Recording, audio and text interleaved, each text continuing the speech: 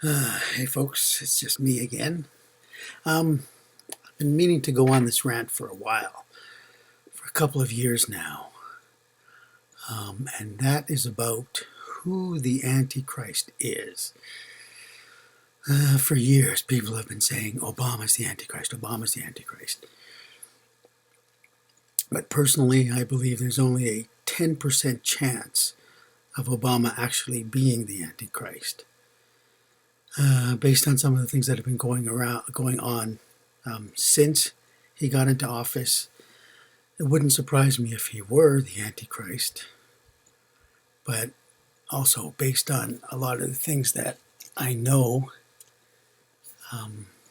or that I've interpreted from the Bible, I can't see him being the Antichrist. I can see him being part of the system that will bring about the Antichrist. Where was I going with this? This was my one. Okay.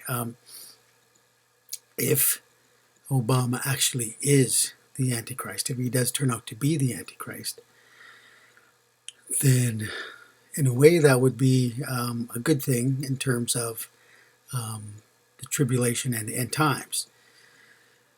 Because that would mean that we are already inside the tribulation period and we're just approaching the Great Tribulation, which means that the mid-tribbers would be right.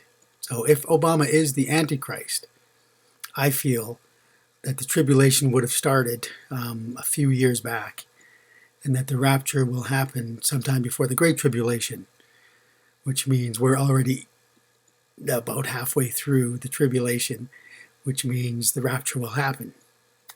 So the mid-tribbers would be right, in my point of view, if Obama turns out to be the Antichrist. But personally, no, I think the Antichrist is still being prepared. I don't think Obama is liked enough around the world because the Antichrist has to be loved by everybody. And the Jewish people have to see the Antichrist as the Messiah that they've been waiting for. And I can't see them bowing down or thinking of Obama as the Antichrist. I believe Obama is a Antichrist, a lowercase Antichrist. He's one of the many Antichrists that are out there in the New World Order and out there in the world, people who are just simply against Jesus, just a regular Antichrist. But I can't see him being the capital A Antichrist. But like I said, if he is, then that means the tribulation is almost over. The Lord has shortened the days. The rapture will be here soon. And within about 3 years will be Armageddon, which means 3 years from now, the 1,000 years of peace are going to be starting. But it's a terrible thing if we're inside the tribulation and the great tribulation to come. So I don't mean to take any joy over being inside the tribulation if we are. And personally, I don't believe we are. I believe the tribulation has started because of the waters that are turning red, all the animals that are dropping, the persecution of the Christians throughout the world, either by beheading or by being set on fire, because that's what the Bible said is going to happen during the tribulation period.